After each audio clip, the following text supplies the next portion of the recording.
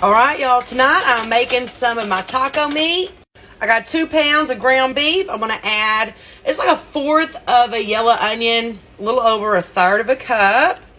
Cook that with it. Get this to cooking. All right, now that my meat's brown, I'm gonna drain it. All right, I drained it, put it back on the burner.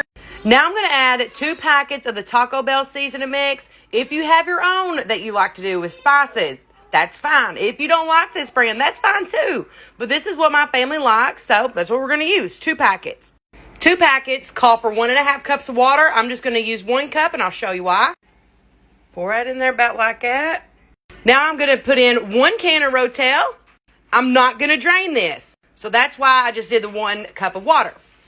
Rotel. Mix all that up.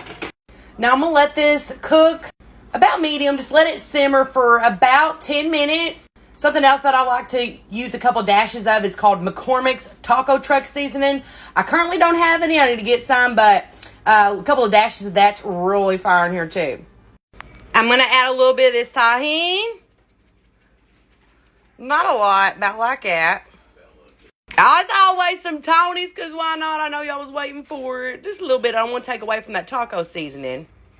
All right, now we're going to let it simmer. All right, y'all. Now it's finished. That's how I make my taco meat. Y'all, if y'all have not tried this ranch taco sauce, it is bomb.com. Y'all need to try it for real, for real. I think they even have this at Walmart, but I know for a fact they have it at the Meijer. All right, if y'all loved my recipe, try it. Please, please, please try it. Let me know.